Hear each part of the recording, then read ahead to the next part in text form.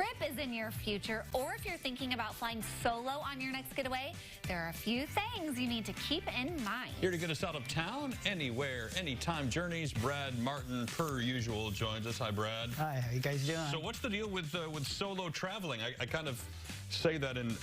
It may sound negative, but I just did that this past year, traveled solo, and it was a lot of fun. Why are more people doing this? Well, I think it's because, well, there's a lot more singles out there than we know. And we're talking with the solo travel, it can be anywhere from the 18-year-olds, the college students, all the way to seniors. And so actually the tour companies are starting to realize this. And they're, for example, even the river cruises. I had a call from Viking this week, and they have several solo travel for the summer that are available. And so you're going to see more and more single travelers options out there.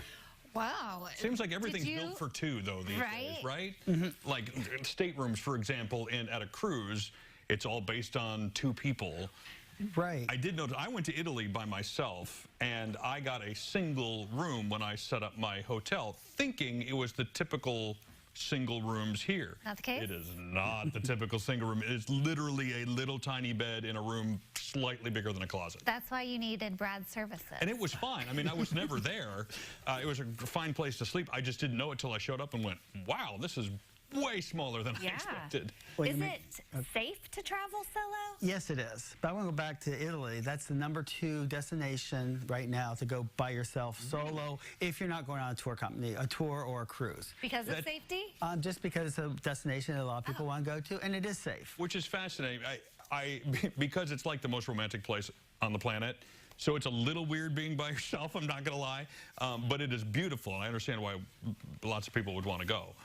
Just everybody's kissing. Did you just take selfies with your gelato? Yes, me and my frappuccinos and whatever else. I would probably not a frap, but oh my goodness.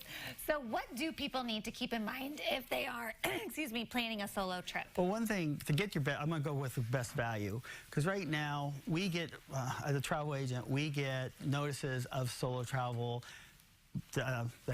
like a couple months ago, there was a tour company that offered solo travel. So I called the people who were interested in solo travel and said, hey, these destinations are available. Are you interested? That's what we do for all of our clients. If there's someplace that they're interested in, when that promotion comes out, Eric lets me know, and then I will call them and say, hey, do you want to come in? We got maybe something that will work.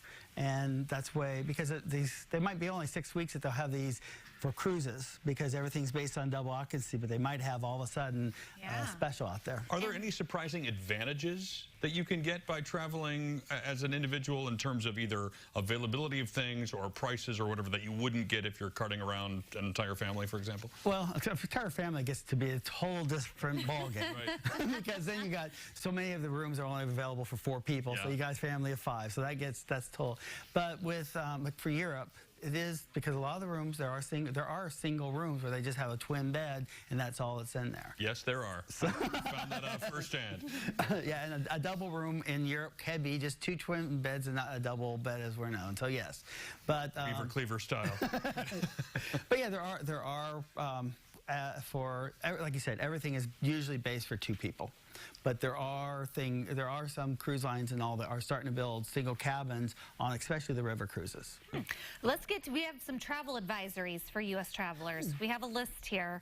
Number 1, exercise normal precautions. Right, and what that is, it just means it's safe to go, no questions asked. Now, before we get into this, I've been getting a lot of calls on this, because it used to be, up until about 2 years ago, there was only 3. There was normal, and it was known as red, green, yellow, and red. It was like it was the stoplight, right? Right. Like maybe not go, and then definitely don't go. Right. Okay. They put this as number 2 in there, which we'll talk to you about in just a minute, because number 1 just means it's safe.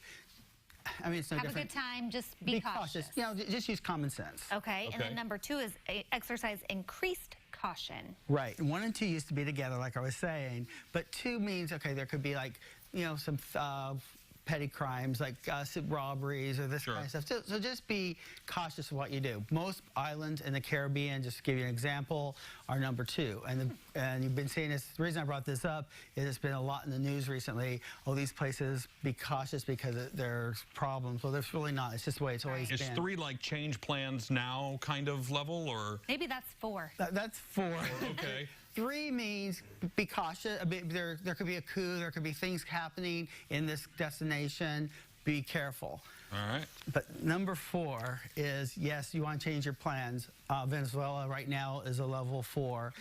But just to give you an example, don't always go by these ratings, because we know there was a terrorist attack in New Zealand last week, right?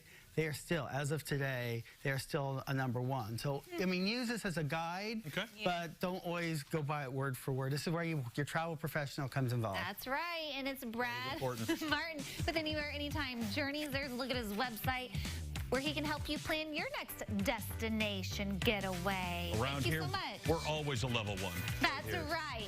Level 1 of fun.